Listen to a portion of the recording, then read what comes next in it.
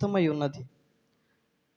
అయితే దేవుని చిత్తం మనం పరిశుద్ధపరచబడాలని, పవిత్రపరచబడాలని ఉంటే అపవాదియగు సాతానుడు దేవునికి చిత్తం మన జీవితంలో నెరవేర్చబడకుండా అపవాదియగు సాతాను అది ఏ విధము చేతనైనా మనల్ని మోసగించి భ్రమపరిచి దేవుని ప్రేమకి, దేవుని కృపకి పాత్రలుగా ఉన్న మన జీవితాలని పతనావస్థకి తీసుకెళ్ళిపోయేదే అపవాదియగు సాతానుడు వేసేటువంటి పన్నాగం.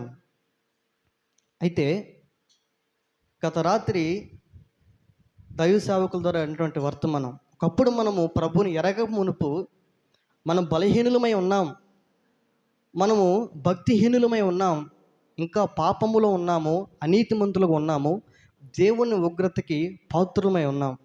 అయినను దేవుని యొక్క మహాకృప చేత ఆయన యుక్త కాలమందు ఆయన కార్చిన రక్తం బట్టి ఇప్పుడు మనము బలహీనంగా ఉన్న మనము బలవంతులుగా మార్చబడ్డాము. భక్తిహీనులుగా ఉన్న మనము ఇప్పుడు ప్రభునందు భక్తిపరులుగా మార్చబడ్డాము. ఒకప్పుడు ప్రభుని ఎరగమునుపు పాపంలో జీవించిన మనము ఇప్పుడు పరిశుద్ధ కొరకైన ఆలోచన ఆశలు కలిగి బ్రతుకుచున్నాము.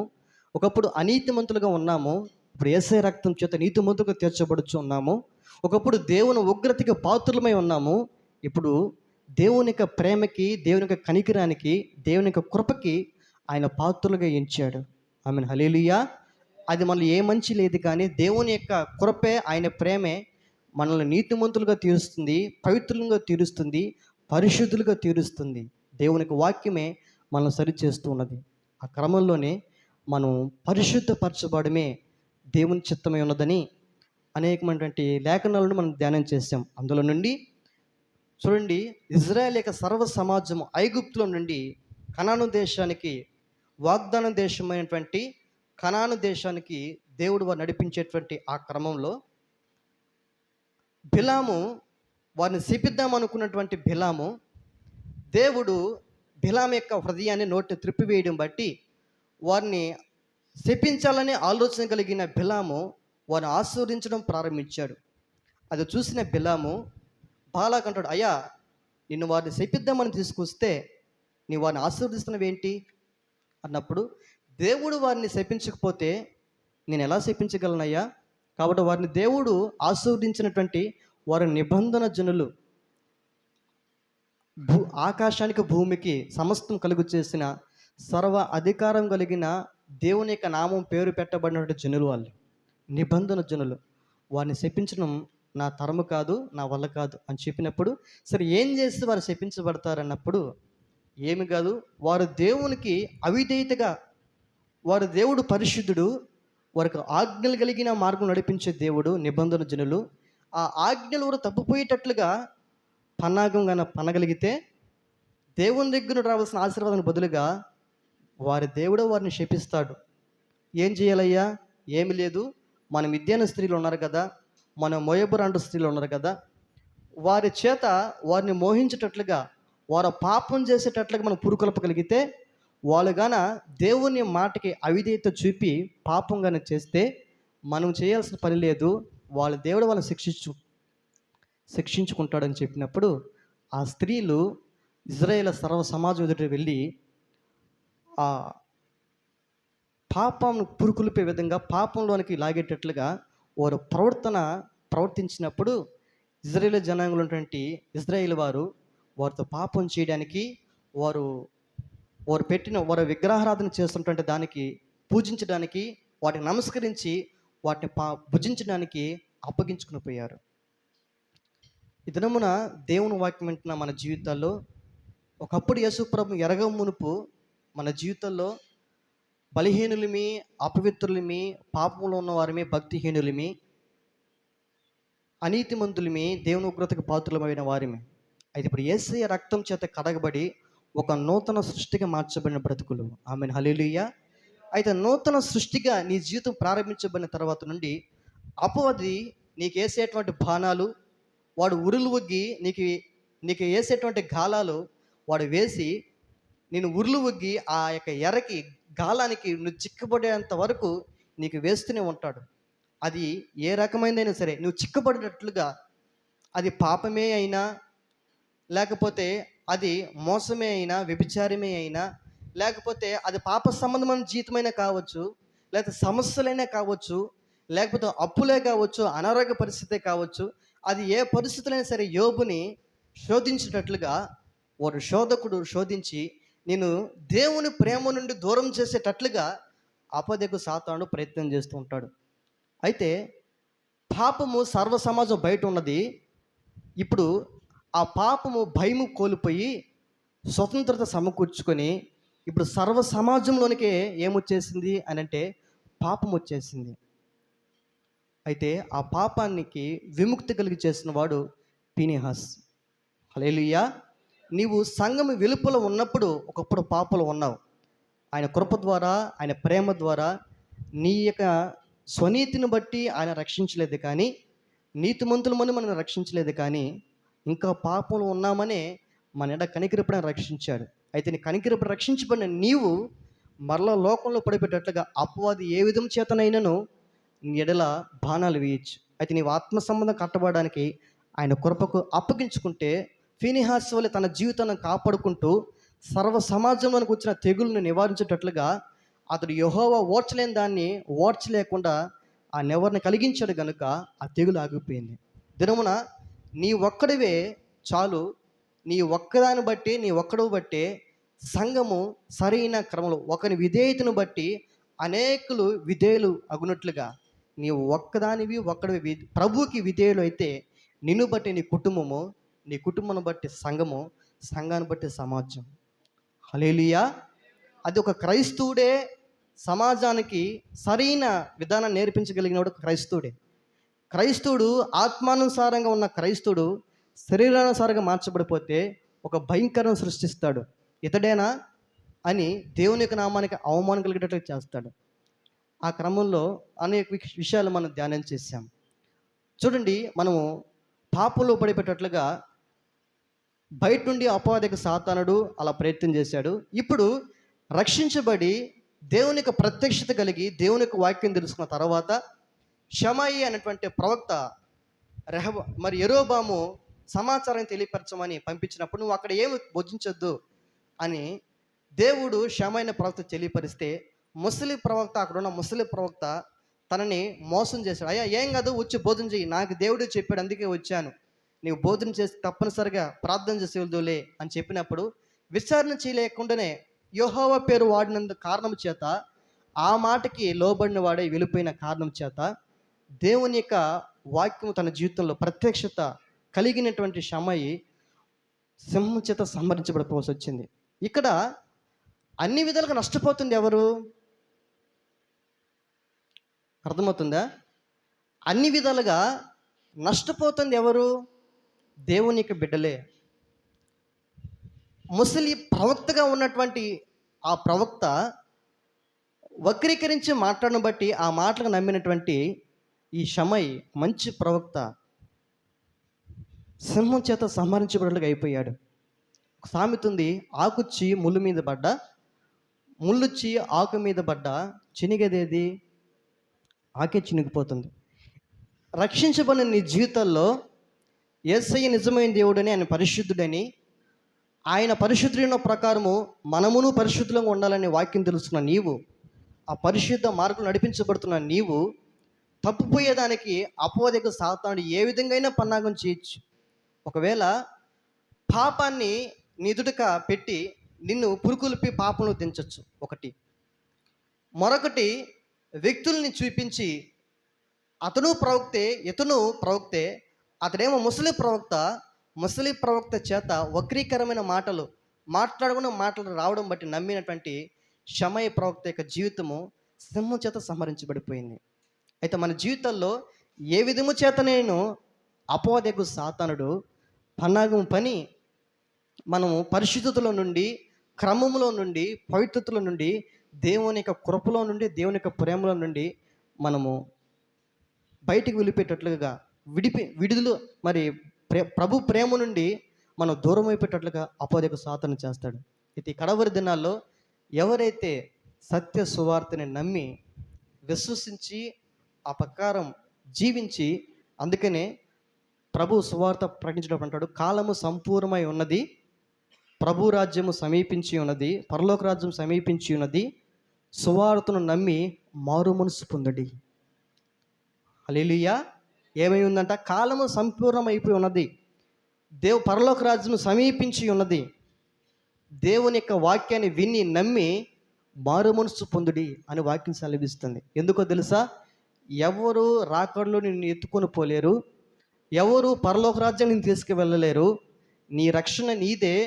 నీకు ప్రభు, అయ్యా నిన్ను గురించి నేను ఎలా తెలుసుకోవాలి అంటే, నీవు ఆకాశానికి ఎక్కిపోవాల్సిన అవసరం లేదు, సముద్రం అద్దరికి వెళ్ళి మరి అక్కడికి వెళ్ళి దేవుని వాక్యం సంపాదించుకోవాల్సిన అవసరం లేదు.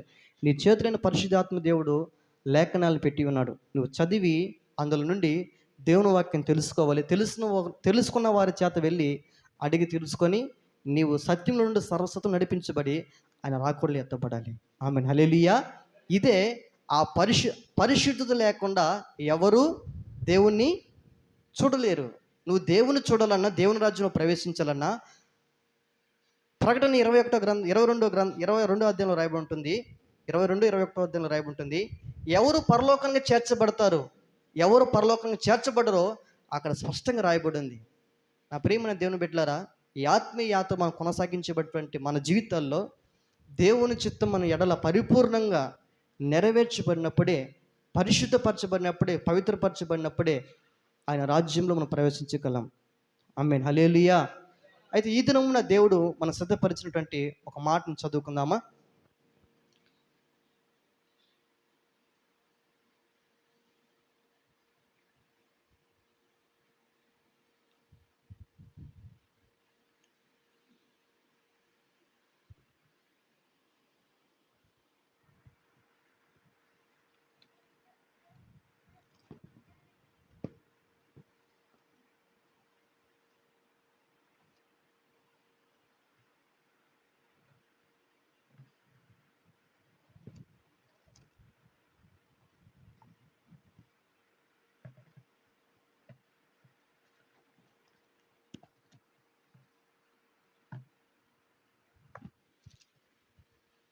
చూడండి, యోహాను సువార్త 1వ అధ్యాయము 42వ వచనం చదువుకుందాం. యోహాను సువార్త 1వ అధ్యాయము 42వ వచనం చదువుకుందాం. యేసునొద్దకు అతన్ని తోడుకొని వచ్చెను. మెస్సయ్య అను మాటకు అభిషిక్తుడని అర్థము. యేసు అతని వైపు చూచి, నీవు యోహాను కుమారుడైన సీమోను, నీవు కేఫా అనబడుదు అని చెప్పెను. కేఫా అను మాటకు రాయి అని అర్థం. చిన్న ప్రార్థన చేసుకుందాం. దేవునికి వాక్యం నిమిత్తమై ప్రార్థన చేసుకుందాం. ప్రార్థన చేసుకుందామా? ప్రార్థన అనగానే మరొకసారి నేను చెప్పకూడదు, సేవకుడిగా మీకు ప్రభు నన్ను అనుగ్రహించిన నేను మోకరించినప్పుడు మీరు కూడా ఆ క్రమాన్ని నేర్చుకోగలగాలి. అదే దేవుని బిడ్డలకు ఉన్నటువంటి విధేయత అనేటువంటి లక్షణం. ప్రార్థన చేసుకుందాం.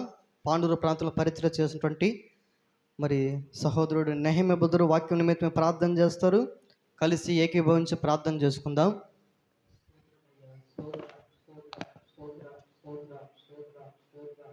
మహాపరిశుద్ధుల మా తండ్రి, ప్రభువైన దేవ, సర్వశక్తివంతులకు మా ప్రభువ, మీ పరిశుద్ధ నామానికి వందనాలు చెల్లిస్తాము ప్రభువ. ఈ స్తుతి ఆరాధన దినాన ప్రభువ, పాటల ద్వారా స్తుతించడానికి నాయన, స్తుతి ఆరాధన ఆరాధించడానికి తండ్రి, మీరు చూపిన మహాప్రభువునికి మీకు వేలాది వందనాలు, స్తుతి స్తోత్రాలు చెల్లిస్తాము ప్రభువ. మరి విశేషమైన సమయంలో వచ్చేట్టుగా ప్రభావ దీంతో జ్ఞాపకం చేసుకోండి ప్రభువ. మీ వాక్యం ద్వారా తండ్రి, మీ అందరిలో తండ్రి మీరు ముఖాముఖంగా మాట్లాడుతున్నటువంటి సందర్భంలో ప్రభు మమ్మల్ని సిద్ధపరచడానికి సహాయం చేయండి. మాలో ఉన్నటువంటి ప్రతి నిర్లక్ష్యపు ఆత్మను తొలగించండి ప్రభు. ప్రతి నిద్రపు కార్యం తొలగించమని ప్రార్థన చేస్తాను ప్రభు. ఈ వాక్యాన్ని దేవా మీ సేవకులు ప్రకటిస్తున్న ఆయన దేవా మీ వాక్య బాగుదల మా అందరితో ప్రభువ మీరు ముఖాముఖిగా మాట్లాడి వెలిగించి నడిపించమని ప్రార్థన చేస్తాను ప్రభువ. అయ్యా మాకు మా సంఘానికి దేవా ఏ వాక్య భాగం అవసరమైనదని తండ్రి పరలోకమందు మీ ఆలోచన కలిగినారు ప్రభువ. మీ చిత్త ఉద్దేశం ప్రభువ వాక్యం మీద నెరవేర్చబడేందుకు ప్రభువ, అది మా జీవితంలో మా సంఘంలో నెరవేర్చబడేందుకు స్వామి మీరే సహాయం దయచేయమని ప్రార్థన చేస్తాను ప్రభువ. మీ సేవకుని మీరు బలపరచండి, మీ ఆత్మ అభిషేకం మీకు నడిపించమని ప్రార్థన చేస్తాను ప్రభువ. దేవ బలహీన పరచం చూస్తున్న ప్రతి సాధన క్రియను మీ నాతో గర్దించి లయపరచమని ప్రార్థన చేస్తాను ప్రభువ. మీ యొక్క సేవకుల మాట మీ శక్తుల మాట నడిపించి మా అందరితో మీరే మాటలు నడిపించి మేము తెచ్చుకుని ప్రార్థన చేస్తూ మీ కృపైన దైవిక హస్తం మా ప్రాణాత్మ శివ దేహాన్ని అర్పిస్తుండగా మీరు నడిపించి మేము తెచ్చుకున్నాను. యేసయ్య పరిశుద్ధమైన నామమున ప్రార్థించుచున్నాము తండ్రి. ఆమేన్. మంచిది. మరొకసారి యోహాను సువార్త 1వ అధ్యాయము 42వ వచనాన్ని మరొకసారి చదువుకుందామా? యోహాను సువార్త 1వ అధ్యాయము 42వ వచనం. యేసునొద్దకు అతన్ని తోడుకొని వచ్చెను. అర్థము, యేసు అతని వైపు చూచి, నీవు యోహాను కుమారుడవైన సీమోనువు, నీవు కేఫా అనబడుదు అని చెప్పెను.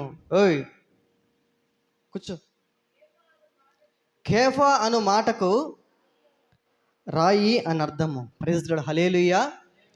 చూడండి, యేసు ప్రభు 30 సంవత్సరాలు తన తండ్రి ఇంట యేసేపు మరియ ఇంట ఉన్నట్లుగా మనం లేఖనంలో చూడగలము. 30 సంవత్సరాల తర్వాత పరిచర్య ఆయన ప్రారంభించారు. 3.5 సంవత్సరం ఆయన పరిచర్య చేసినట్లు మన లేఖనంలో చూడగలం.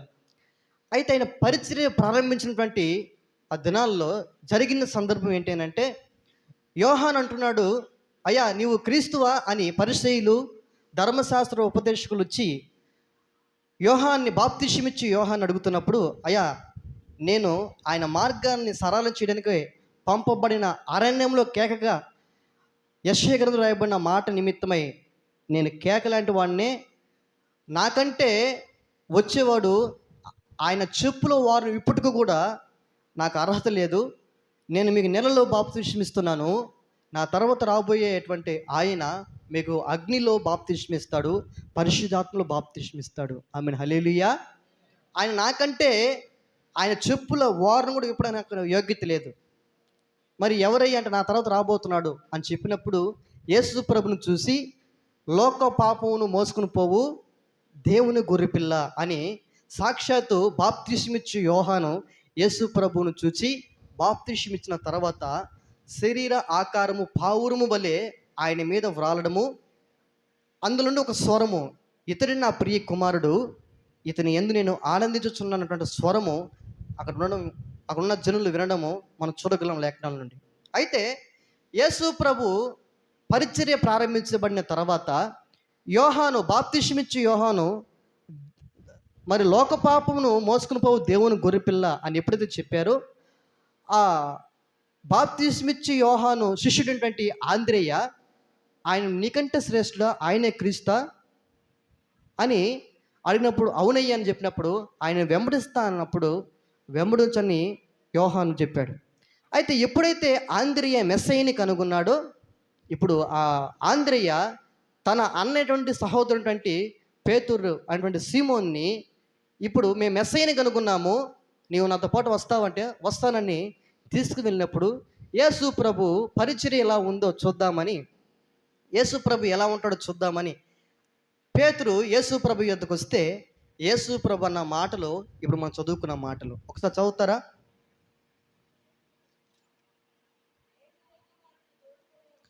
యేసునద్దకు అతన్ని తోడుకొని వచ్చెను. మెస్సయ్య అను మాటకు అర్థము, యేసు అతని వైపు చూచి, నీవు యోహాను కుమారుడువైన సీమోనువు, నీవు కేఫా అనబడుదు అని చెప్పెను. కేఫా అను మాటకు రాయి అని అర్థము. చూడండి, యేసు ప్రభు యొద్దకు పేతురు ఎప్పుడైతే వచ్చాడో, ఆ పేతురును చూసి ప్రభు అంటాడు, పేతురు నీవు కేఫా అనబడుతువు, నువ్వు నిశ్చయముగా నిశ్చయముగా కేఫా అనబడుదువు అని పేతురుని చూసి దేవుడు ఎప్పుడైతే పేతురుని చూసాడో ఆ మాట అంటున్నాడు. కేఫా అన్న మాటకు రాయి అంటే స్థిరమైనది. ఈ రాయి మీదే నా మందిరమును కట్టుదును అని పేతురుని బట్టి చెప్తాడు. పాతాళ ద్వారాలు దాని ఎదుట నిలవజాలువని పేతురుని బట్టి దేవుడు ప్రవచన వాక్యంగా దేవుని యొక్క వాక్యంలో మనం చూడగలం. అయితే చూడండి, కేఫా అను మాటకు రాయి స్థిరమైన వాడు. కానీ పేతురు ఎప్పుడైతే ప్రభు యొద్దకు వచ్చాడో చూసిన వెంటనే తను ఉన్న స్థితిని చూసి, తనకున్నటువంటి అంతరంగ స్థితిని చూసి, అప్పుడున్న పరిస్థితిని బట్టి ప్రభు మాట్లాడటం లేదు. కానీ పేతురు ఏ విధంగా మారబోతున్నాడో, పేతురు ఏ విధంగా మార్చబోతున్నాడో, ఏ విధంగా ఒక స్థిరమైన వాడుగా ఉంటాడో అని ఉన్న పరిస్థితిని బట్టి కాదు, కానీ తర్వాత పేతురు ఏ విధంగా మార్చబోతున్నాడో దాన్ని చూసి ప్రభు అంటున్నాడు. హల్లెలూయా. కానీ పేతురు యొక్క స్వభావ సిద్ధిగా చూస్తే పేతురుకు ఒక పేరుంది. ఏందది? కృపమ్మ, పేతురుకి ఏం పేరుంది? సీమోను. మామూలుగా సాధారణంగా ఒక పదం పెట్టచ్చు పేతురుకి స్వభావాన్ని బట్టి. దుడుకు పేతురు. ఏదైనా సరే హడావుడిగానే దుడుకునే ఉంటుంది. మాటలు దుడుకే, చేతల్లో దుడుకే, అది ఏది చేసినా దుడుకునే ఉంటుంది. చాలా తొందరపాటు. అది దానివల్ల మనకు పొగిడే మాటలు వస్తాయా, లేకపోతే దానివల్ల మనకు మరి అవమానం పరచబడేటువంటి తిట్లు వస్తాయా అని ఉండదు. డౌట్ వచ్చిందంటే డైరెక్ట్గా వెళ్ళిపోవడమే. దుడుకు, ప్రతి విషయంలో తొందరపాటు. కానీ ఆ తొందరపాటు ఉన్నటువంటి పేతురుని చూసి నువ్వు కేఫా అనబడదు అంటున్నాడు. ఏంటి ప్రభు? హల్లెలూయా, హల్లెలూయా. ఓయ్,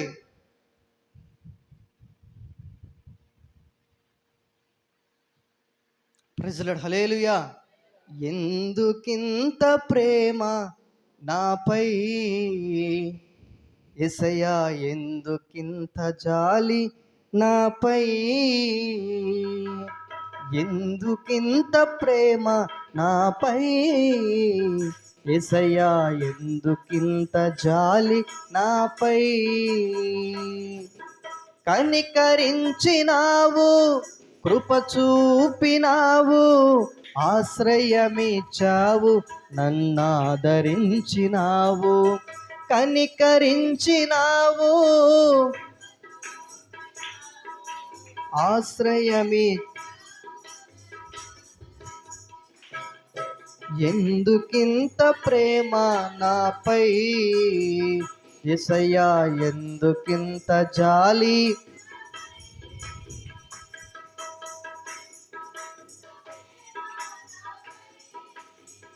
యేసయ్యా, ఎందుకింత జాలి నాపై, నీవే కావాలి యేసయ్యా, నీవే కావాలి, నీవే రావాలి, నా తోడు నీవే రావాలి, నీవే కావాలి యేసయ్యా, నీవే కావాలి, నీవే రావాలి, నా తోడు నీవే రావాలి, ఎందుకింత ప్రేమ నాపై యేసయ్యా, ఎందుకింత జాలి నాపై.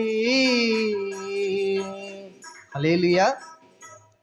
పేతురు యొక్క స్వభావం సిద్ధిగా చూస్తే చాలా తొందరపాటు, దుడుకు, ఏది చేసినా హడావుడిగా ఉంటుంది.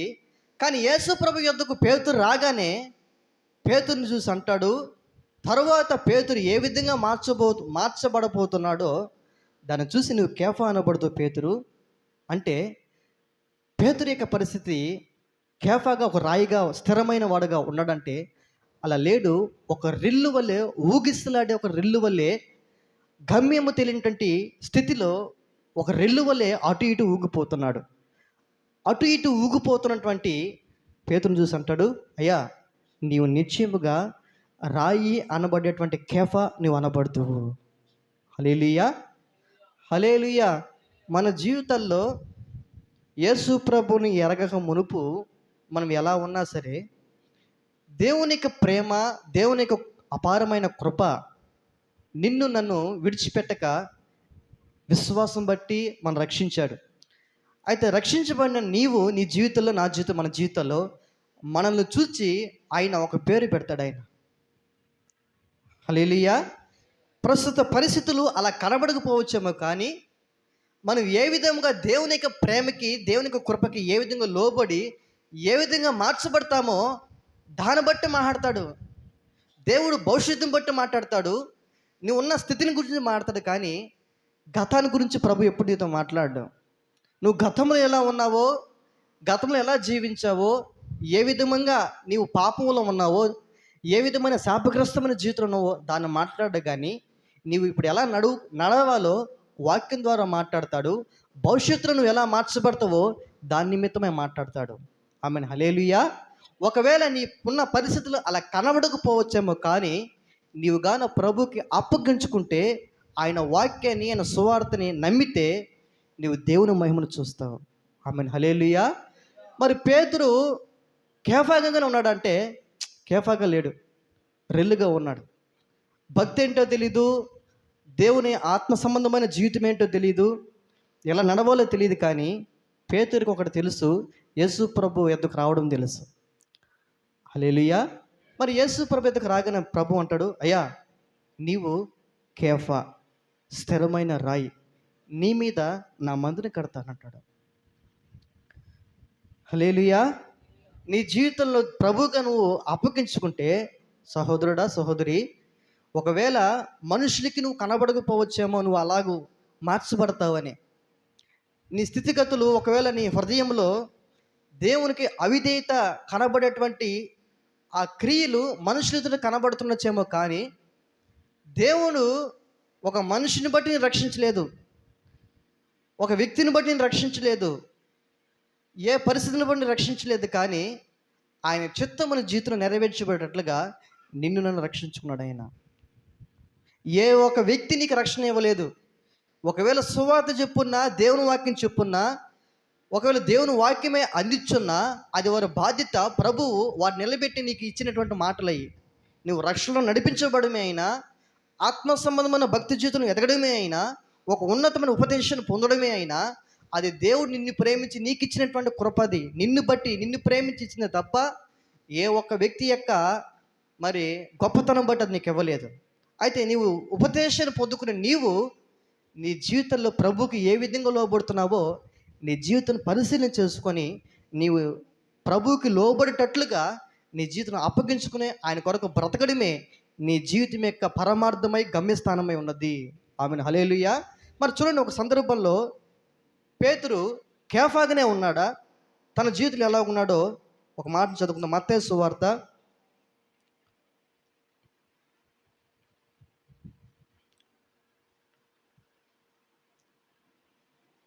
క్షమించండి, లూకా సువార్త 5వ అధ్యాయము. లూకా సువార్త 5వ అధ్యాయము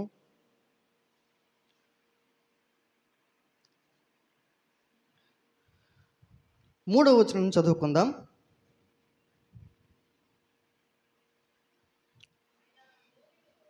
చూడండి, లూకా సువార్త 5వ అధ్యాయము 3వ వచనం నుంచి చదువుకుందాం. ఆయన ఆ ధోనిలలో, సరే మొదటి నుంచి చదువుకోండి, మొదటి నుంచి చదువుదామా. జన సమూహము దేవుని యొక్క వాక్యము వినుచుండగా, ఆయన మీద పడుచుండగా, ఆయన గెన్నేసరేతు సరస్సు తీరంలో నిలిచి, ఆ సరస్సు తీరంనున్న ఎన్ని దోణులు చూచాడంట? కృపమ్మ, ఎన్ని దోణులు చూచాడు? రెప్పకమ్మ, 2 దోణులు చూచాడంట యేసు ప్రభు. హల్లెలూయా. గెన్నేసరేతు సరస్సు తీరంలో నిలిచి, ఆ సరస్సు తీరంలో ఉన్న 2 దోణులు చూచాడంట. హల్లెలూయా. ఎన్ని దోణులు? 2 దోణులు చూస్తే అందులో సీమోను పేతురు అనేటువంటి పేతురు ధోనిని ఆయన ఎంచుకొని, అక్కడ రాయబడిన మాట మరొకసారి చదువుదామా. ఆ సరస్సు తీరం ఉన్న 2 దోణులు చూచెను. 2వ వచనం. జాలరులు వాటిల నుండి దిగి తమ వలలు కడుగుచుండిరి. ఆయన ఆ దోణులలో సీమోనుదైన ఒక దోణి ఎక్కి ధరి నుండి కొంచెము త్రోయమని అతన్ని అడిగి కూర్చుండి దోణుల నుండి జనసమూహం బోధించుచుండిను. హల్లెలూయా. ఆయన సరస్సు తీరంలో ఉన్నప్పుడు 2 దోణులు కనబడ్డాయి. ఆ 2 దోణులు చూసినటువంటి యేసు ప్రభు సీమోను పేతురు పేతురు దోణిని ఎంచుకొని ఆ పేతురు దోణిలోనికి వెళ్ళడానికి యేసు ప్రభు ఆలోచన కలిగి ఆశ కలిగి పేతురుని అడిగాడు. హల్లెలూయా. నీ జీవితంలో చూడండి, 2 దోణులు ఉన్నప్పుడు సీమోను పేతురునే ఆ దోణిని ఎందుకు ఎంచుకోవాలి? మరొక దోణిని ఎంచుకోవచ్చు కదా. అంటే పేతురుని ఏ విధంగా రక్షించాలో, పేతురుని ఏ విధముగా ప్రభు యొక్క పరిశుద్ధతను కనపరచాలో ప్రభు ఎరిగిన వాడే గనుక పేతురుని ఎన్నుకున్నాడు, పేతురు యొక్క దోణిని ఎన్నుకున్నాడు. ఆమేన్. హల్లెలూయా. నీ జీవితంలో ఈ క్రీస్తు కృప శాల్యం ప్రార్థన మందులో అడుగుపెట్టిన నీవు, లోకంలో నీకంటే నీతిమంతులు ఉన్నారు, నీకంటే గొప్పవారు ఉన్నారు, నీకంటే పరిశుద్ధంగా ఒకవేళ భక్తిలో లోకపరమైన భక్తిలో నీకంటే మంచిగా ఉన్నవారు ఉన్నారు. కానీ ఆ గొప్ప భాగ్యాన్ని వారికి ఇవ్వలేదు. కానీ అల్పులమి అయోగ్యులమైనటువంటి అపాత్రమైనటువంటి నీకు నాకే ఆయన కృపిచ్చాడు. ఆమేన్. హల్లెలూయా.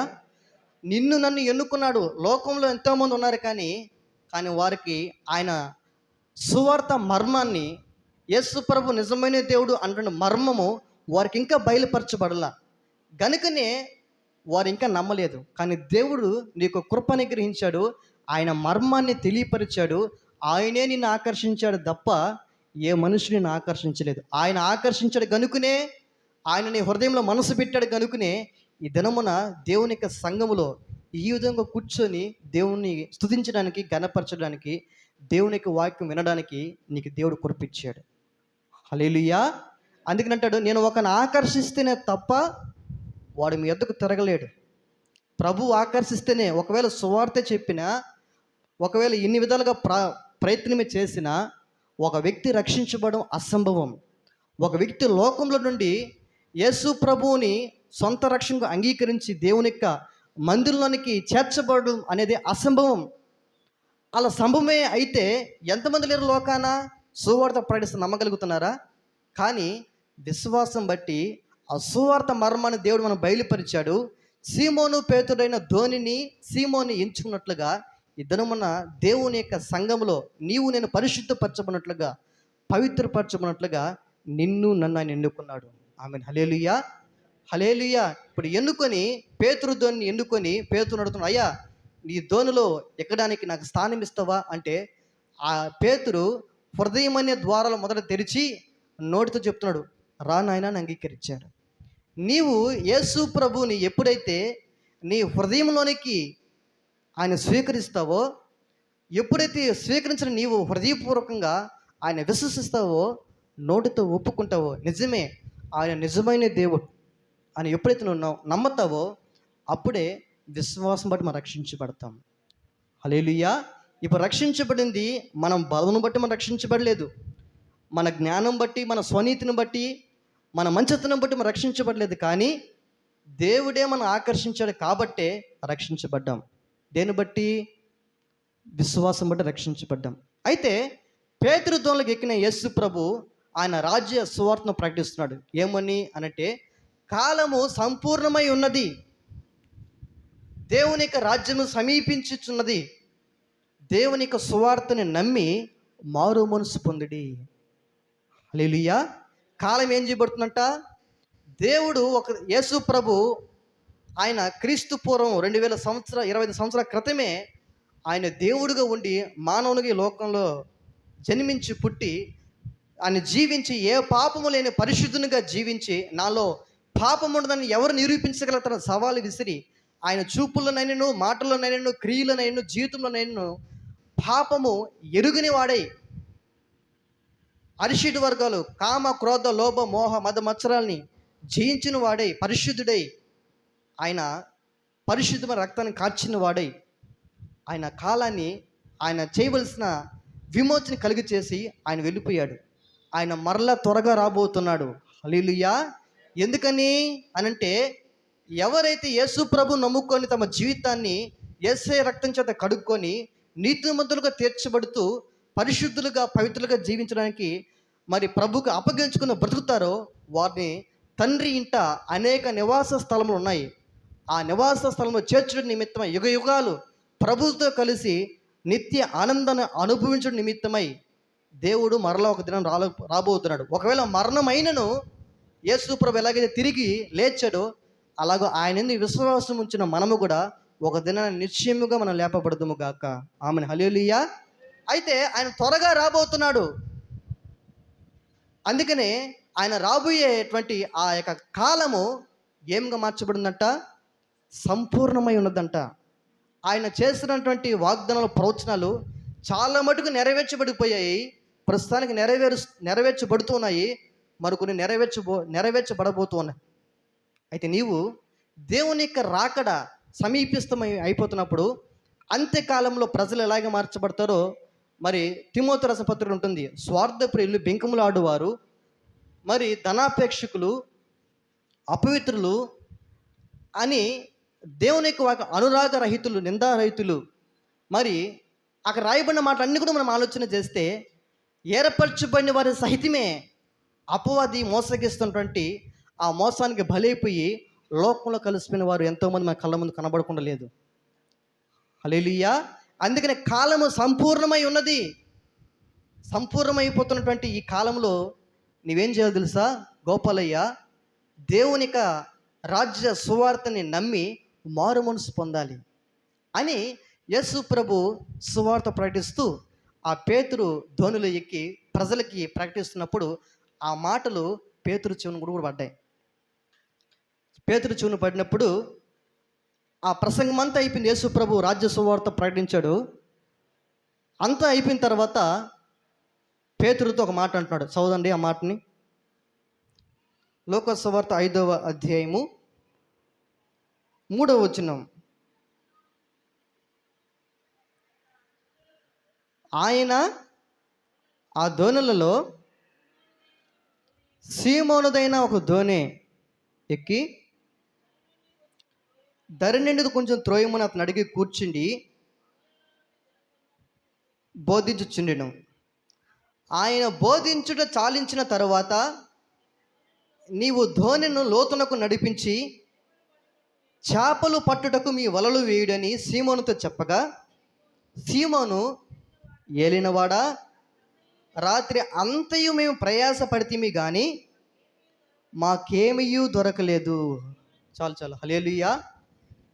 పేతురు ఆ రాత్రంతా ఎందుకు ఆ గెన్నెసరత్తు సరస్సులో ఉన్నాడు అనంటే వారు చేపలు పట్టేవాడు. చేపలు పట్టేటువంటి పేతురు ఆ రాత్రంతా చేపలు పట్టడానికి వారి యొక్క వృత్తి ప్రకారము ఆ పని చేస్తున్నప్పుడు వారు రాత్రంతా ప్రయాసపడ్డారు కానీ ఏ ఒక్క చేపను పడలేదు. పడకుండా వలలు కడుక్కుంటున్నప్పుడు, శుభ్రపరుచుకుంటున్నప్పుడు యేసు ప్రభువు అంటున్నాడు, అయ్యా పేతురు, నీ ధోనిను ఎడకు నడపమంటున్నాడు. ఎడకమ్మా? నీ ధోనిను లోతునకు నడిపించము. లోతునకు నడిపించి అప్పుడు వల వేసి చేపలు పట్టమంటున్నాడు. హల్లెలూయా. ఇప్పుడు పేతురు అంటున్నాడు, అయ్యా నా ఏలినవాడా, నా దేవా, నా ప్రభువా, మేము రాత్రంతా ప్రయాసపడ్డాం కానీ ఏ ఒక్క చేపను మేము పట్టలేకపోయామయ్యా అన్నాడు. చూడండి, ఒక పనికి వెళ్ళాము, ఒక 8 గంటలు మనం పని చేస్తాం. ఆ పని చేసేటప్పుడు 8 గంటల్లో ఏ ఒక చిన్న పని చేయకుండా మనం ఉండగలుగుతామా? లేకపోతే మనం ఏదో ఒక పంట పొలం వేస్తాం అనుకోండి, అందులో ప్రయాసపడినప్పుడు ఏ కొంతైనా రాకుండా ఉంటుందా? కానీ ఆ వృత్తిలో పేతురు రాత్రంతా ప్రయాసపడ్డాడంట కానీ ఒక్క చేపను పట్టలేకపోయాడంట. హల్లెలూయా. అప్పుడు ప్రభు అంటున్నాడు, నీ ధోనిని ఎడకు నడుపుకుంటున్నాడు, లోతునకు నడిపించి అక్కడ వలవి, అక్కడ చేపలు పడుతున్నాయి అంటున్నాడు. అంటే అప్పుడు వరకు పేతురు లోతులోకి నడిపించలేదా? ఎక్కడ చేపలు ఉంటాయో బాగా తెలిసినటువంటి పేతురు మరి ఎందుకు రాత్రంతా ప్రయాసపడిన చేపలు పట్టలేకపోయాడంటే పేతురును దర్శించడం నిమిత్తమే ఆ చేపలకి దేవుడు ఆజ్ఞించుంటాడు. మీరు ఎవరు ఆ వలలోకి ఒక్క చేప కూడా పోవడానికి ఆస్కారం లేదని దేవుడే ఆజ్ఞించుంటాడేమో. అందుకని ఒక్క చేపైనను పేతురు వలలోనికి వెళ్ళలేదు. హల్లెలూయా. ఆయన మాటకి ఆకాశం లోబడుతుంది, ఆయన మాటకి భూమి లోబడుతుంది, సర్వ ప్రపంచంలో ఉన్నటువంటి చూస్తున్నటువంటి విశ్వం అంతా కూడా ఆయన మాటకి లోబడుతున్నాయి. పర్వతాల గజగజ ఆయన స్వరం విని గజగజ గజగజ వణుకుతున్నాయి. ఆయన్ని ప్రతిదీ స్తుతిస్తుంది, గణపరుస్తుంది. కానీ ఒక మనిషిడా నీవు ఆయన ఎరిగి ఉన్నావా? ఒక సర్వ ప్రపంచం ఆయనకు లోబడి ఆయన మాటకు వణుకుతుంటే దేవుని యొక్క మాటకి నువ్వు లోబడి భయముతో దేవునికి వాక్యాన్ని శ్రద్ధతో వినగలిగిన అనుభవం నీకున్నదా? హల్లెలూయా. అయితే రాత్రంతా ప్రయాసపడ్డారు కానీ ఏమి ప్రయోజనం దొరకలేదు. అప్పుడు ప్రభు అంటున్నాడు, తర్వాత వచ్చిన చదవండి.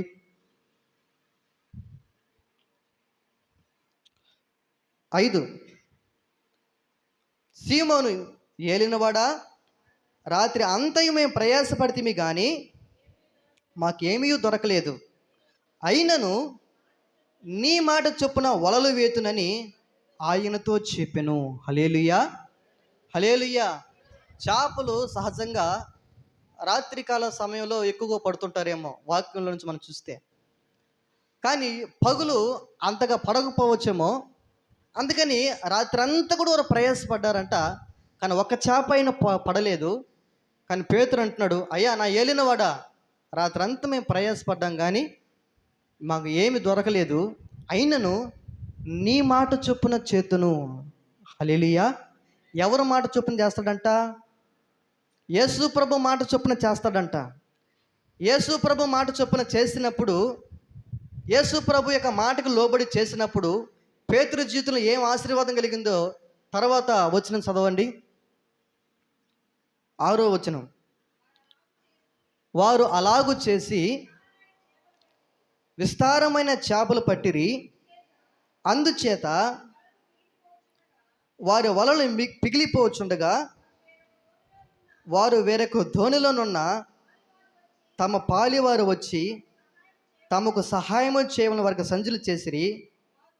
వారు వచ్చి 2 ధోనులు మునుగున్నట్లు నింపిరి. హల్లెలూయా, హల్లెలూయా. వారు రాత్రంతా ప్రయాసపడ్డారు కానీ ఒక్క చేపను పట్టలేదు. ప్రభు అంటున్నాడు, నీ యొక్క నావని లోతునకు నడిపించి, నీ పడవని లోతునకు నడిపించి అక్కడ వల వేసి చేపలు పట్టు అంటే రాత్రంతా ప్రయాసపడ్డాం, ఒకటైనా మేము పట్టలేకపోయాం ప్రభు అంటే, అయినను నీ మాట చొప్పున చేస్తాం ప్రభువా. హల్లెలూయా. ఎప్పుడైతే యేసు ప్రభు యొక్క మాట చొప్పున పేతురు తన యొక్క ధోనిని లోతునకు నడిపించి వల వేశాడో అక్కడ 2 ధోనులు నింపబడేటటువంటి చేపల్ని ఆ వల ద్వారా వచ్చేటట్లు ప్రభు చేశాడు. హల్లెలూయా, హల్లెలూయా. చూడండి, వారు రాత్రంతా ప్రయాసపడ్డారు కానీ ప్రయోజనం ఏమాత్రం దొరకలేదు. అందుకని నీ యొక్క పడవని లోతునకు నడిపించును ప్రభు చెప్తున్నాడు.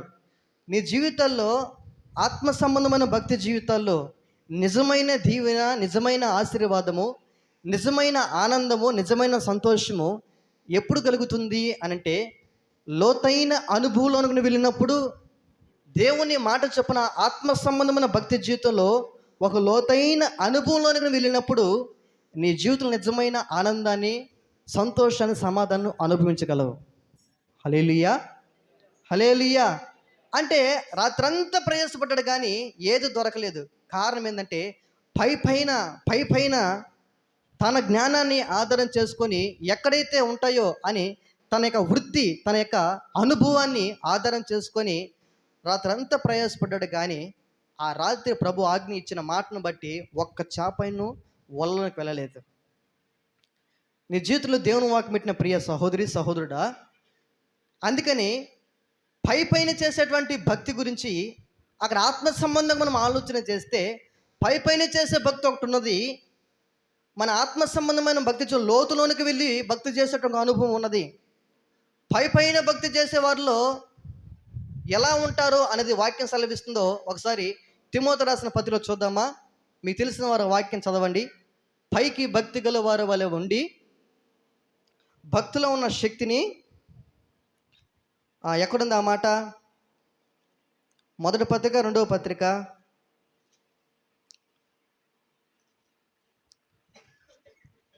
రెండవ పత్రిక, అపోస్తలుడైన పౌలు తిమోతికి రాసిన రెండవ పత్రిక, 3వ అధ్యాయము 5వ వచనం.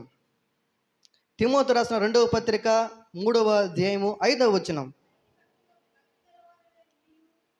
పైకి భక్తి గల వారి వలె ఉండి దాని శక్తిని ఆశ్రయించిన వారునై ఉందురు, ఇటు వారికి విముఖుడువై ఉండుమని అపోస్తలుడైన పౌలు, పరిశుద్ధుడైన పౌలు తన శిష్యుడంటి వాక్యం చేత కన్నటువంటి, తన వాక్యం చేత కన్న కుమారుడంటి తిమోతికి రాస్తూ అంటున్నాడు, అయ్యా, పైకి భక్తి గల వారి వలె ఉండి భక్తిలో ఉన్న శక్తిని ఆశ్రయించలేని వారు ఉంటారు, వారికి నువ్వు విముఖుడువై ఉండు. హల్లెలూయా. అంటే ఎందుకనంటే పైన భక్తి చేసే విషయంలో పైకి భక్తి గల వారి వలె ఉండి భక్తిలో ఉన్న శక్తిని ఆశ్రయించని వారునై ఉందురు. హల్లెలూయా. చూడండి, భక్తి అనేది పైకి భక్తి కనబడితే అంతరంగంలో దేవుని యొక్క శక్తి ఉండదంట. చూడడానికి భక్తిపరులుగానో లేకపోతే మరి క్రైస్తవులుగా ఉన్నామనో మనం వేసుకున్న వేషాన్ని బట్టి ఉండదు, కానీ అంతరంగంలో ఉన్నటువంటి స్థిరమైన నిర్ణయాన్ని బట్టే నిన్ను దేవుడు దీవిస్తాడు. హల్లెలూయా.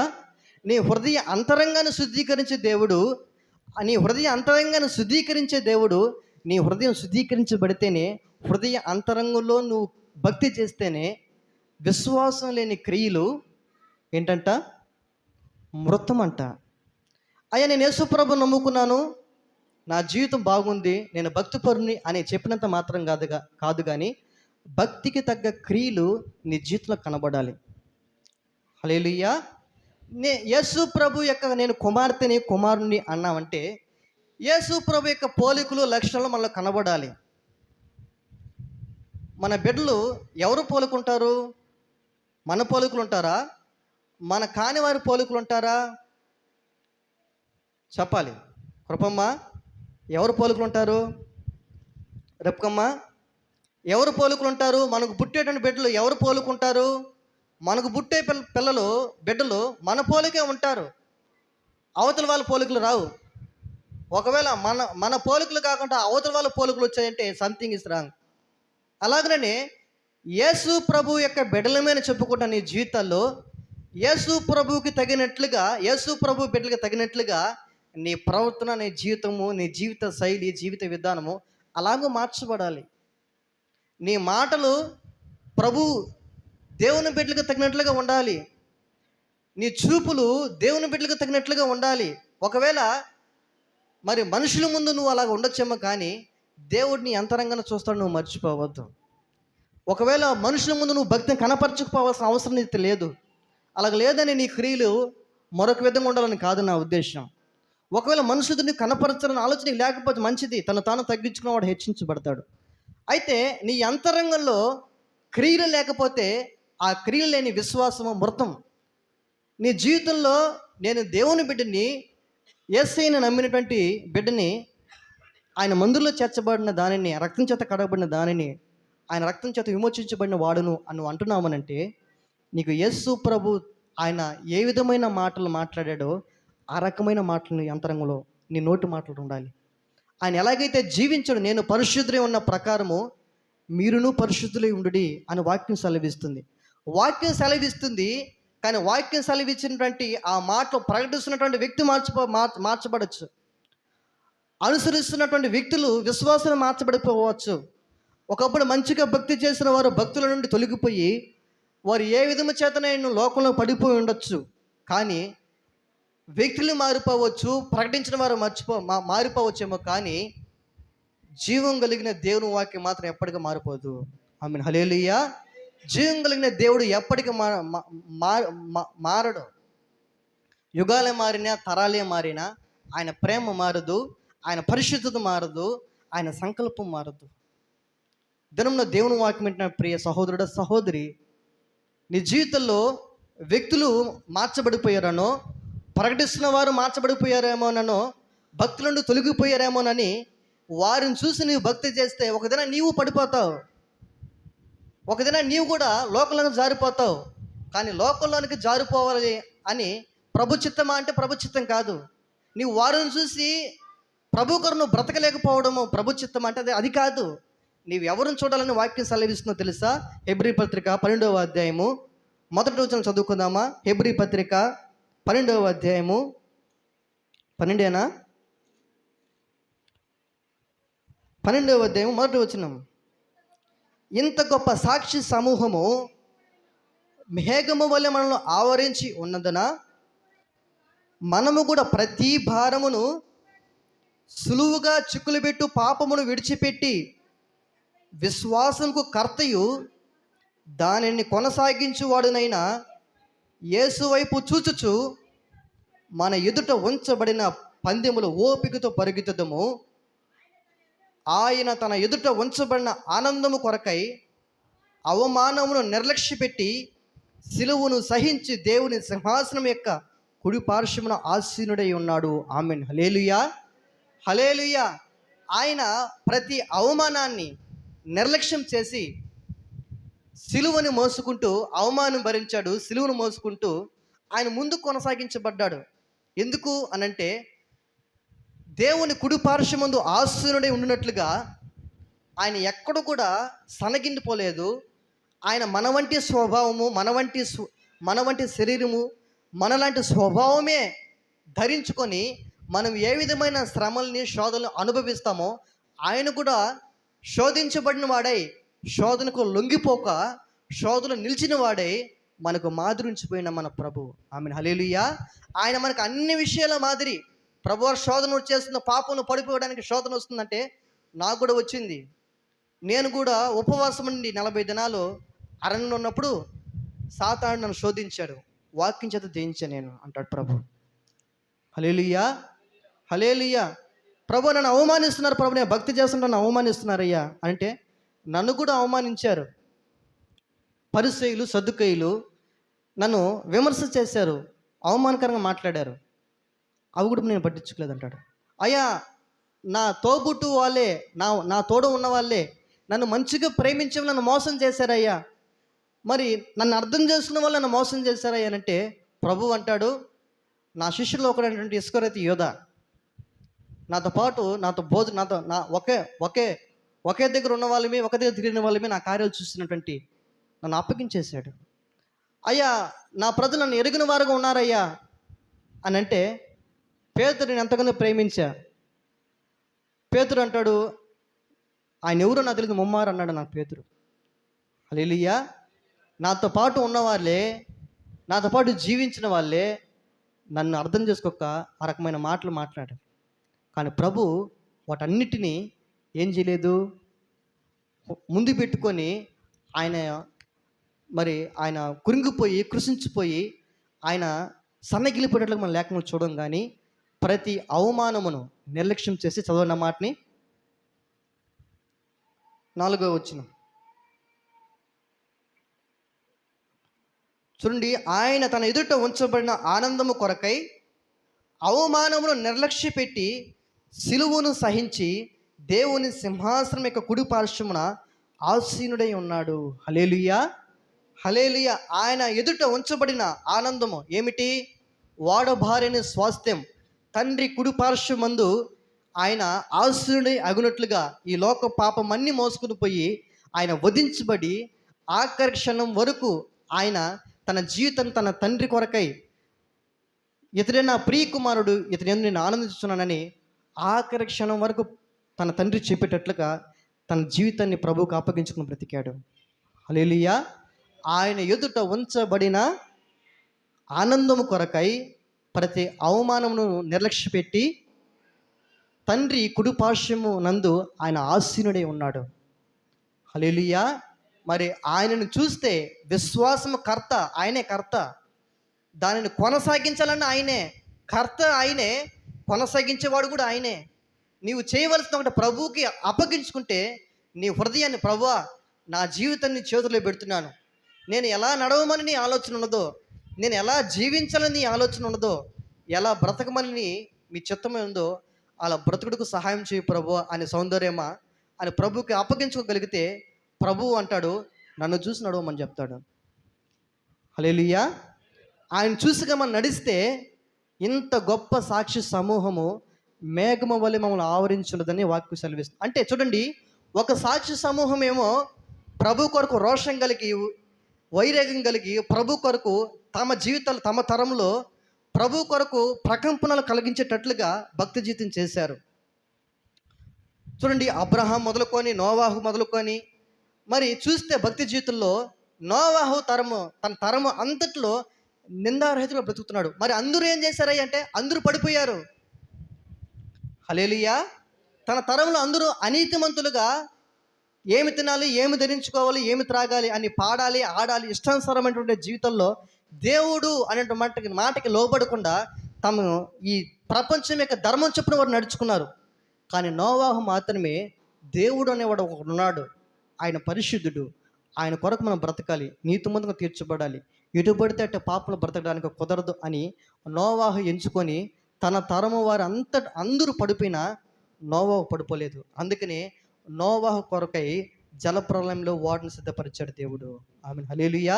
నీ ఒక్కడి కోసం ప్రభు దిగి వస్తాడు, నువ్వు మర్చిపోవద్దు. మనుషులను చూసో నీ నీ నీ చుట్టుపక్కల ఉన్నవారు, నువ్వు చూస్తున్నవారు పడిపోతున్నారని నీ ఆత్మసమభక్తి నువ్వు పడిపోకూడదు. అది కాదు దేవునికి ఉద్దేశం.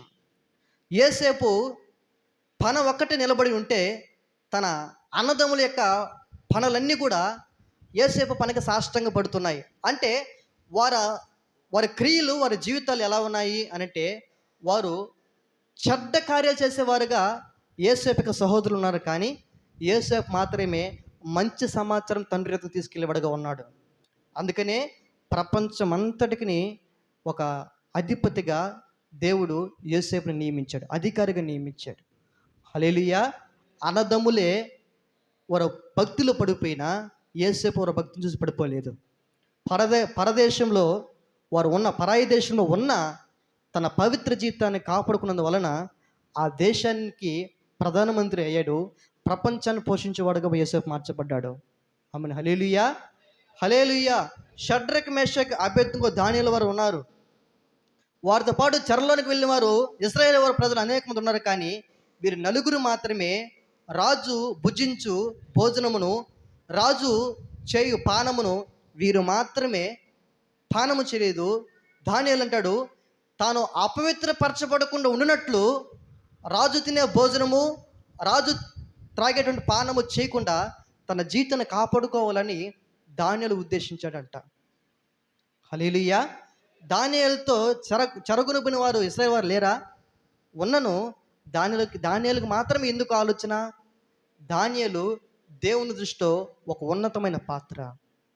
హల్లెలూయా. ఈ జీవితాన్ని ఒకప్పుడు ప్రభుకి అప్పగించుకోవాలని షడ్రక్, మేషక్, అబేద్నెగోల వారు ఆ నిలువబెట్టించిన బంగారు ప్రతిమకు వారు సాష్టంగా పడలేదు. వారితో పాటు అనేక మంది యవనస్తులు ఉన్నా, అనేక మంది ప్రాణభయంతో సాష్టంగా పడిపోయినా తమ ప్రాణమైన పోగొట్టుకుంటాం, కానీ ఈ ప్రాణాన్ని కోల్పోయి తిరిగి మా దేవుని యొక్క రాజ్యంలో ఆయన సింహాసనం మందు మేము ప్రత్యక్షపరచబడతాం. ఆ జీవితం మాకు కావాలి, ఈ లోకమైనటువంటి జీవితం మాకు వద్దని రాజు నిలవబెట్టించిన బంగారు ప్రతిమ కూడా సాష్టంగా పడనందువలన అగ్నిగుండంలో వారు వేసినప్పుడు అగ్నిగుండంలో నుండి దేవుడు వారిని అట్టు విడిచిపెట్టలేదు దేవుడు. హల్లెలూయా. వారి బంధకాలని తెంచి అగ్ని బలమును చల్లార్చి వారు సజీవులుగా రాజు నిలవబెట్టినటువంటి దేవుడు, ఆ రాజు అంటున్నాడు, జీవం కలిగిన దేవుని సేవకులారా, మీరు ఆరాధన చేసిన దేవుడు తప్ప ఆకాశమందు నేను, భూమి యందు నేను, ఏ దేవుడు మరొక దేవుడు లేడు. హల్లెలూయా. జీవం కలిగిన దేవుని సేవకులారని ఒక అన్యుడైన రాజు వారికి పేరు పెట్టాడు. కారణం ఏంటి? వారి యొక్క జీవితము, వారి యొక్క వైరాగ్యము, వారి యొక్క సమర్పణ. ప్రభు కొరకు ప్రాణమైన కోల్పోతానేమో కానీ రాజు నిలబెట్టించే బంగారు ప్రతిమ సాష్టంగా పడమన్న తీర్మానము వారిని రాజు ఎదుట ఒక ఉన్నతమైనటువంటి అధికారులుగా నిలబెట్టింది. జీవం కలిగిన దేవుని సేవకులుగా వారి సాక్ష్య జీవితము రాజు ఎదుట నిలబెట్టింది. హల్లెలూయా. సమూయేలు ఉన్నాడు, హోప్ని, ఫీనిహాస్, మరి ఏలి యొక్క కుమారుల యొక్క చెడ్డ పనులు చేసేవారు వాళ్ళు. అవేవి కూడా సమూయేలుకి అంటలేదు. తన జీవితాన్ని ఏం చేసుకున్నాడంటే కాపాడుకున్నాడు. నీ జీవితంలో ప్రభు కొరకు బ్రతికిన సాక్షి సమూహము మేఘం వలె ఈ పక్క ఉంది. యోబు శోధనలో, శ్రమల్లో, ఇరుకుల్లో ప్రభు మీద ఆధారపడ్డాడు, భయభక్తి కలిగి జీవించాడు. అందుకనే రెండింతల ఆశీర్వాదం అనుభవించాడు. హల్లెలూయా. తను శోధించబడినప్పుడు, శ్రమ పడుతున్నప్పుడు ఉన్నదంతా కోల్పోయాడు. ఆయనను ప్రభు కొరకు నిలబడడం బట్టి రెండింతల దీవెన యోబుకు వచ్చింది. ఆమెన్. హల్లెలూయా. అయితే నీ జీవితంలో పడిపోయిన సాక్షి సమూహం ఒక ఎదుట కనబడుతున్నది, మరి ప్రభు కొరకు నిలబడిన సాక్షి సమూహము కనబడుతున్నది. ఇప్పుడు ఏ సాక్షి సమూహమును చూసి, ఏ మేఘాన్ని చూసి నీవు అనుసరిసి నడుస్తావో, ఉన్నతమైన భక్తిని చేసి వారి జీవితంలో దేవునికి ఆశీర్వాదం రెండింతలుగా అనుభవించిన సమూహము ఉన్నది. దేవుని యొక్క ఉగ్రతకి పాత్రులైపోయి పరిశుద్ధుల నుండి, పవిత్రుల నుండి జారిపోయినటువంటి సమూహం ఉన్నది. నీవు ఇప్పుడు ఎవరు చూసి నడుచుకుని ముందుకెళ్తావో ఆ ఆశీర్వాదం నువ్వు అనుభవిస్తావు. హల్లెలూయా. నా విశ్వాసము వృద్ధిపరచగలవు, నా విశ్వాసము సిగ్గుపరచవు, నా విశ్వాసము వృద్ధిపరచగలవు, నా విశ్వాసము సిగ్గుపరచవు, నా విశ్వాసకర్త నీ విశ్వాసములో స్థిరపరచి నన్ను నడిపించగలవు, నా విశ్వాసకర్త నీ విశ్వాసములో. గట్టిగా చప్పలు కొడదామా? గట్టిగా అందరు కలిసి గట్టిగా చప్పలు కొడదాం. నీ విశ్వాసములో స్థిరపరచి నన్ను నడిపించగలవు, నా విశ్వాసము వృద్ధిపరచగలవు, నా విశ్వాసము సిగ్గుపరచవు, నా విశ్వాసము, నా విశ్వాసము సిగ్గుపరచవు. పితరుల విశ్వాస అడుగులలో నీ నడచిన త్రోట్రిల్లను, నా పితరుల విశ్వాస అడుగులలో నీ నడచిన, నా అడుగులు స్థిరపరచి బండ మీద నిలిపి, నా అడుగులు స్థిరపరచి బండ మీద నిలిపి ఘనపరచినావు, నా విశ్వాసము ఘనపరచినావు, నా విశ్వాసము, నా విశ్వాసము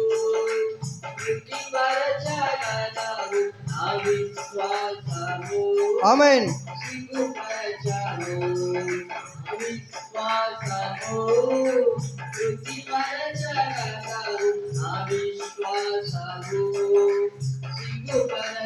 ఇంత గొప్ప సాక్షి సమూహము మేఘము వలె నన్ను ఆవరించెను, ఇంత గొప్ప సాక్షి సమూహము మేఘము వలె నన్ను సులువుగా చిక్కుబెట్టు పాపము విడచి, సులువుగా చిక్కుబెట్టు పాపము విడచి జయించిన విజయము విశ్వాసమే, జయించిన విజయము విశ్వాసమే, నా విశ్వాసము ఆమేన్ వృద్ధిపరచ, నా విశ్వాసము. ఆయన సిగ్గుపరిచే దేవుడు కాదు. నువ్వు నమ్మితే దేవుని మహిమను చూస్తావు. నీ విశ్వాసం వృద్ధిపరచగల దేవుడు. ఆమేన్. నా విశ్వాసము సిగ్గుపరచవు నా విశ్వాస నీ విశ్వాసములో స్థిరపరచి నన్ను నడిపించగలవు నా విశ్వాసము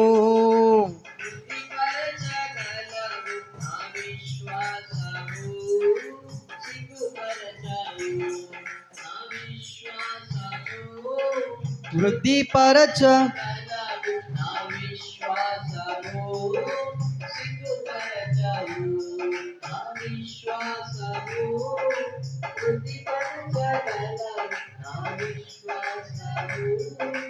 సిగ్గుపరచవు. హల్లెలూయా, హల్లెలూయా. చూడండి, ఇంత గొప్ప సాక్షి సమూహము మేఘము వలె మమ్మల్ని ఆవరించి ఉండగా సులువుగా చిక్కులుపెట్టు పాపమును విడిచి. తర్వాత మాట ఏంది? తర్వాత మాట ఏంది? చదవమ్మా. విశ్వాసంకు కర్తయు దానిని కొనసాగించు వారినైనా యేసు వైపు చూచుచు మన ఎదుట ఉంచబడిన పరుగు పందెంలో ఓపికతో పరిగెత్తుదము. ఎవరైతే ఓపికగా పరిగెత్తాలంట, కానీ ఎలా పరిగెత్తాలంట? ఓపిక చాలా అవసరం. ఇంత గొప్ప సాక్షి సమూహం మేఘములు ఉంది, పడిపోయిన సమూహం ఉన్నది. భక్తి జీవితాల్లో ప్రభు కొరకు బ్రతికి వారి జీవితాన్ని, వైరాగ్యమైన జీవితాన్ని అనుభవించి వారి జీవితాలు కూడా మనం ఎదుట సాక్షి సమూహం వల్ల ఉన్నది. ఇప్పుడు పడిపోయిన వారిని చూసి నువ్వు పడిపోవాలనుకుంటున్నావా? ప్రభు కొరకు పడిపోయిన వారు ఉన్న ప్రభును చూసి నడిచి ప్రభు కొరకు బ్రతికిన వారిని చూసి ప్రభు కొరకు బ్రతికి నీ జీవితాన్ని ముగించుకొని ఆయన రాజ్యంలో ప్రత్యక్ష అవ్వాలని ఆలోచన ఉందా? హల్లెలూయా. పడిపోయిన వారిని చూసి నువ్వు పడిపోతావు. పడిపోయిన వారు ఎక్కడికి వెళ్తారో నీవును అక్కడికే వెళ్తావు. మరి పడిపోయిన వారు ఉన్న ప్రభుని చూసి నడిచిన వారు ఉన్నారు, భక్తులు. వారు మేఘం వల్ల నీ ఎదుట వాక్యం ద్వారా నీకు విశ్వాసం ద్వారా మాట్లాడుతున్నారు. వారిని చూస్తూ, ప్రభును చూస్తూ, విశ్వాసం కొరత దాన్ని కొనసాగించి యేసయ్య వైపు చూస్తే నీవు ఎప్పటికీ పడిపోవు. ఆయన బలపరిచే దేవుడు, నడిపించే దేవుడు, ఆయన ఎదుట నిన్ను ప్రత్యక్షం అయ్యేటట్లుగా చేయగలిగిన దేవుడు. ఆమేన్, హల్లెలూయా. ఇంతగా నీ ఎడల ప్రణాళిక కలిగి ఉంటే నీ జీవితంలో పడిపోయిన వారిని చూసి, నీ జీవితంలో మరి వ్యర్థమైన జీవితం అనుభవిస్తున్న వారిని చూసి నీ కొరకు ప్రాణం పెట్టిన ప్రభు ప్రేమకు నువ్వు దూరం అయిపోతే నేనేమనాలి? ఒక మనుషుడా నీ కొరకు ప్రాణం పెట్టింది? ఒక మనుషుడా నీ కొరకు రక్తం కార్చింది? ఒక మనుషుడా తిరిగి లేచింది? ఒక మనుషుడా నీకు పరలోక రాజ్యాన్ని ఇచ్చేది? ఏ మనుషుడు కాదు, కానీ నిన్ను నన్ను ప్రేమించి కృప చూపుతున్న సర్వశక్తిమంతుడి యేసు ప్రభు మాత్రమే. ఆమేన్, హల్లెలూయా. నువ్వు బ్రతకాల్సిన ఆయన కొరకు కదా, నీ జీవించాల్సిన ఆయన కొరకు కదా, ఒక మనుషుడి కొరకు కాదు కదా.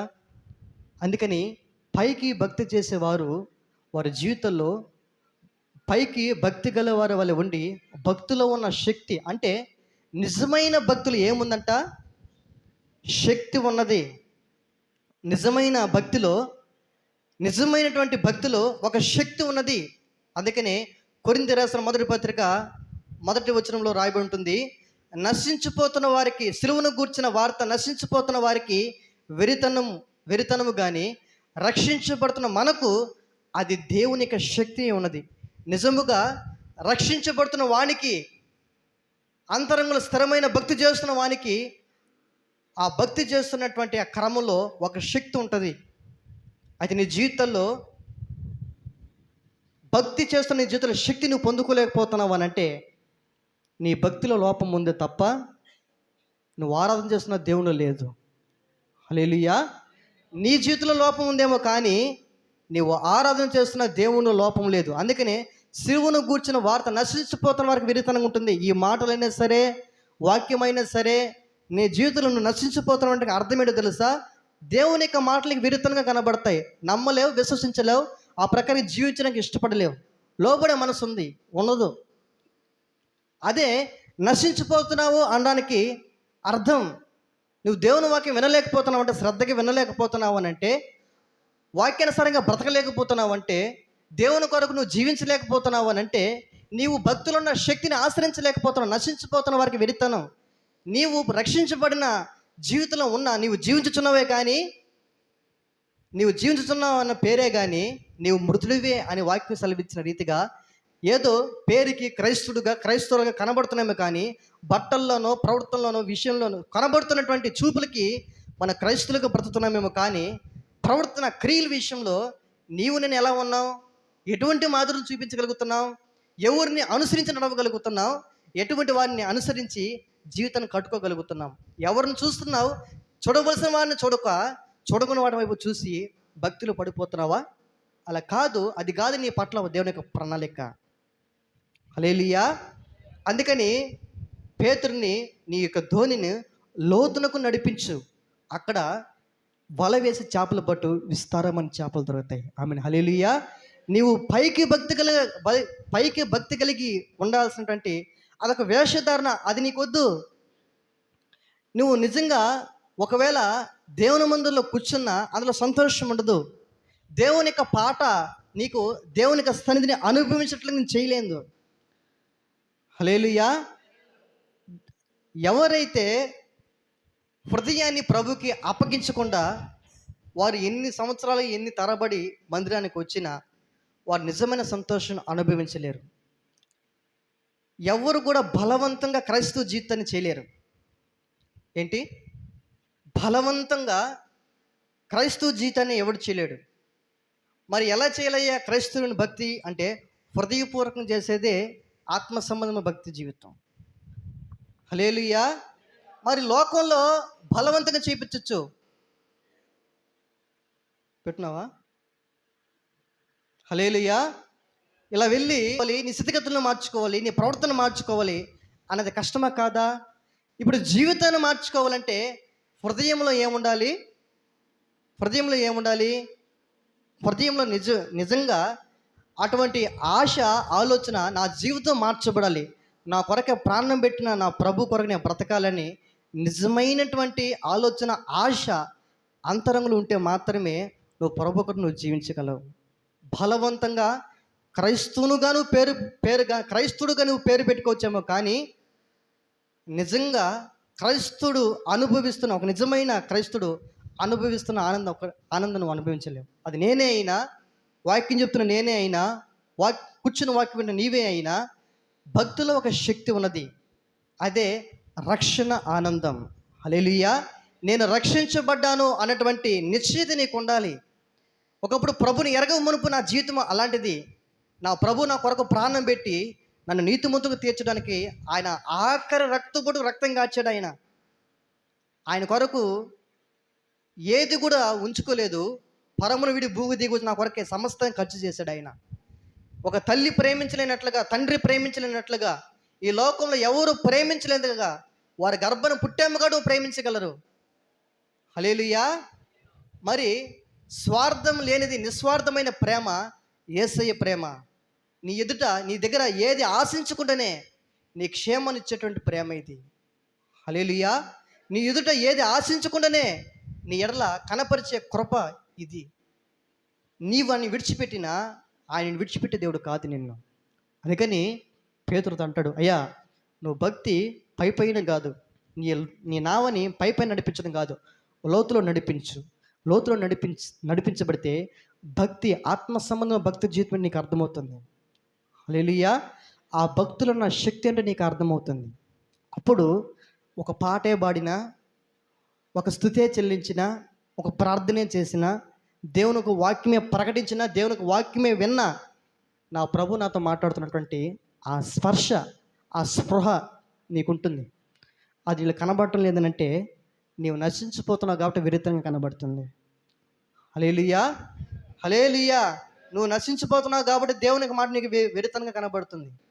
అయితే నీవు అంతరంగంలో స్థిరమైన భక్తి చేసేటువంటి బబులోను దేశంలో దానియేలు వల్ల బ్రతకాలని స్థిరమైన నిర్ణయం ఉంటే, ఐగుప్తు దేశంలో ఒక యోసేపు వలె ప్రభు కొరకు బ్రతకాలని తీర్మానం ఉంటే, ఒక పరిశుద్ధుడైన పౌలు వల్ల నువ్వు బ్రతకాలని తీర్మానం కలిగి ఉంటే, నీ ప్రభువులాగా నువ్వు బ్రతకాలని ఆలోచన, తీర్మానం నీకుంటే, అలాగూ బ్రతకడానికి దాన్ని కొనసాగించినటువంటి యేసయ్య అలాగూ బ్రతికేటట్లుగా చేసి అందులో ఉన్న రక్షణ ఆనందాన్ని నీలో అనుభవించేట్లుగా ప్రభు చేస్తాడు. హల్లెలూయా. వాయిద్యమే వాయించిన, పాటే పాడిన, స్తుతే చెల్లించిన, ప్రార్థనే చేసిన అందులో సంతోషం ఉండాలి. నా ప్రభు కొరకు నేను చేస్తున్నది అని సంతోషం ఉండాలి. నువ్వు మందిరానికే వచ్చినా, దేవునికి వాక్యమే విన్నా, నీలో ఒక సంతోషం ఉండాలి. ఈ దినాన దేవుని యొక్క సన్నిధిని నేను అనుభవించాను. హల్లెలూయా. దేవుని యొక్క భయము కలిగి దేవుని యొక్క మాటను లోబడ్డాను.